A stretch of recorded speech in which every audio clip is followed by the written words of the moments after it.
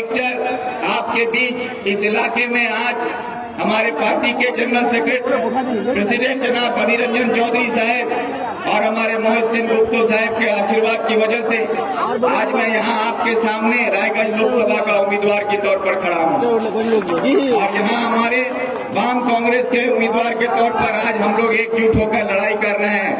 एक फिरका परस्त ताकत जो दिल्ली में हुकूमत कर रही है, इस फिरका परस्त ताकत का मुकाबला करने के लिए इंडिया जोट बनाया गया था, जिसके बारे में हमारे लीडर बोल रहे थे। और इस इंडिया जोट को तोड़ने के लिए बीजेपी का एजेंट बन के ममता बनर्जी इसमें शामिल हुई, जिनको सिर्फ एक काम सौंपा गया था कि इंडिया जोट किसी भी तरह से नहीं होना चाहिए, इसको तोड़ने का काम तुमको करना होगा। अगर नहीं तोड़ोगी तो तुम तिहाड़ जेल जाओगी। ताकि ममता बनर्जी और उसका भतीजा को तिहाड़ जेल ना जाना पड़े, इसीलिए हिंदुस्तान के आवाम के हक में, देश के हक में, संविधान के हक में काम करने का शपथ लेती हुई ममता बनर्जी वो बीजेपी का एजेंट बनकर इस बंगाल में काम कर रही है। ये बात मैं बार बार कहता हूँ कि आरएसएस का एजेंट बंगाल में ममता बनर्जी है, जो बीजेपी को मदद करने का काम करती है। और ये बात को समझने की जरूरत है। इसलिए आप लोगों के सामने मैं तफसील में उतना नहीं जाते हुए मैं चंद मिसाल आपके सामने रखता हूं कि आज मेरे खिलाफ बीजेपी और तृणमूल के उम्मीदवार जो हैं, आज तृणमूल का उम्मीदवार कौन है? कृष्णा कल्याणी जी। ये कुछ दिन पहले बीजेपी का एमएलए थे और बीजेपी का एमएलए को तृणमूल का उम्मीदवार बनाया गया। और कार्तिक पॉल जो आज बीजेपी का उम्मीदवार है एमपी का, वो पहले कांग्रेस से जीत के काउंसिलर बने कलियागंज में, फिर चेयरमैन बनने के लिए वो तृणमूल में ज्वाइन किए और आज एमपी बनने के लिए वो बीजेपी में चले आए। तो ये बीजेपी का लड़का तृणमूल का घर में, तृणमूल का लड़का बीजेपी का घर में। हमरा सुरजापुरी भाषा देखता बात बोलছি ना कि मोर बेटा तोर बेटीर साथे ब्याह हो, तोर बेटार मोर बेटीर साथे ब्याह हो। আমরা কি হল ওটা सुरजापुरी भाषा तो गोल्टा गोल्टी। गोल्टा गोल्टी परंपरा अभी बीजेपी और तृणमूल को बहुत भरोसा है, इसीलिए बीजेपी का बेटा तृणमूल का घर में, तृणमूल का बेटा बीजेपी का घर में। और मोदी और ममता अभी हो गया है समधी और समधन, समधी समधन।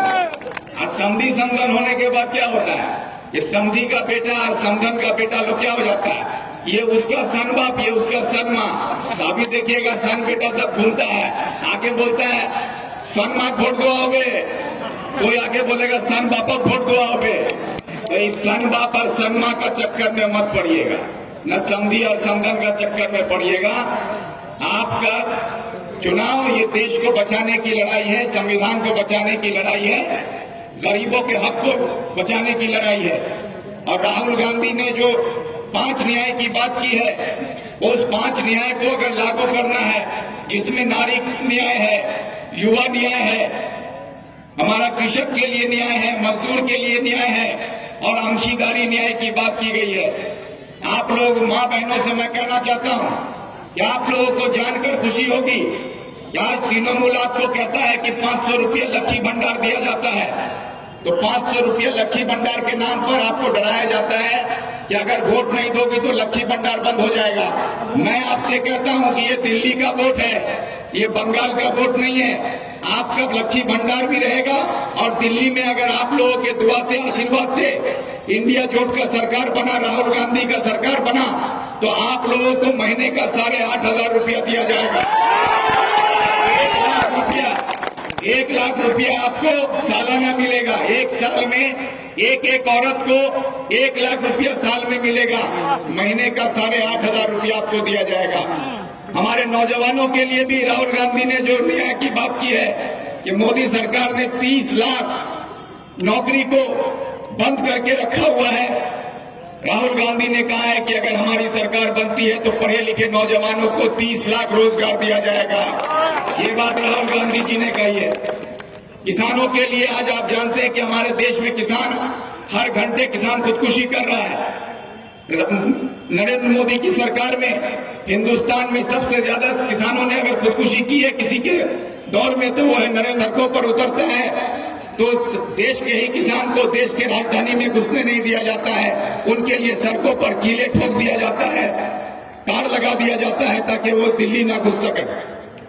आज उन्हीं किसानों के लिए राहुल गांधी जी ने कहा है कि हम एमएसपी का कानून बनाकर किसानों के लिए बात कही गई है। तो आज ये सारी चीजें जो आज आपके सामने मैं बोल रहा हूं, ये हमारे इंडिया जोट को आप ये करते हैं तो वाम कांग्रेस जोट मिलकर यहाँ पर आपका उम्मीदवार जो खड़ा किया है, आपका घर का बच्चा विक्टर आपके सामने, आप लोग अगर यहाँ से एक वोट देकर आप लोग जिताकर भेजते हैं तो यकीन मानिए ये 5 न्याय जो लागू होगा वो हमारी माँ बहनों के घर तक पहुँचाने का काम मैं करूंगा, हमारे यहाँ के पढ़े लिखे नौजवानों के लिए काम करूंगा, हमारे किसानों को एमएसपी का कानून से फायदा पहुंचे उसके लिए मैं काम करूंगा। ये वादा आपसे मैं करता हूँ। কারণ আমি এটা বিশ্বাস করি যে গণতন্ত্রে মানুষ তার মত দিয়ে জনপ্রতিনিধি তৈরি করে। নির্বাচন হচ্ছে জনপ্রতিনিধি তৈরি করার জন্য। বাম কংগ্রেসের পক্ষ থেকে জনপ্রতিনিধি হিসাবে আমাকে দাঁড় করানো হয়েছে, কিন্তু বিজেপি এবং তৃণমূল যাদেরকে দাঁড় করিয়েছে তারা বিগত দিনেও প্রমাণ করেছেন তারা জনমত নিয়ে ব্যবসা করেছেন আর আগামী দিনেও তারা ব্যবসা করার জন্য রাজনীতিতে এসেছেন। তাই আমি বলেছি জনমত দিয়ে মানুষ জনপ্রতিনিধি তৈরি করে, আর এই জনমত দিয়ে ব্যবসাদার তৈরি করা যায় না। তাই আমার লড়াই ব্যবসাদার বনাম জনপ্রতিনিধি হচ্ছে, আর নির্বাচন হচ্ছে জনপ্রতিনিধিদের জন্য। তাই মানুষ জনপ্রতিনিধিকে বাছাই করবে, ব্যবসাদারকে বাছাই করবে না, এটা পরিষ্কার। তাই ব্যবসাদারের বিরুদ্ধে কোনো লড়াই নয় আমাদের। আজকে আপনাদের কাছে আমি একটা প্রশ্ন রাখতে চাই, এই প্রশ্ন রেখে আমার বক্তব্য আপনাদের কাছে আমি শেষ করব। আমার প্রশ্ন হচ্ছে কি আপনারা সবাই জানেন যে কিছুদিন আগে আমাদের বিজেপির প্রার্থী উনি কংগ্রেস থেকে জিতে তৃণমূলে গেছেন, তারপরে আজকে আবার বিজেপিতে যোগদান করেছেন। ঠিক সেই রকম ভাবে যিনি আজকে তৃণমূলের প্রার্থী হয়েছেন তিনি বিজেপি থেকে নির্বাচিত হয়েছিলেন রায়গঞ্জ লোকসভায় বিধানসভায়, আজকে উনি আবার বিজেপিতে যোগদান করেছেন। এরা যত তাড়াতাড়ি রং পাল্টাচ্ছেন আমার মনে হয় গিরগিটিও এত তাড়াতাড়ি রং পাল্টাতে পারে না। তাই আমি জনগণের কাছে প্রশ্ন করতে চাই, এই গিরগিটিদের পিছনে যারা ঝান্ডা নিয়ে নিজের রক্ত ঝরিয়ে নিজের ঘাম ঝরিয়ে দলটা করেন,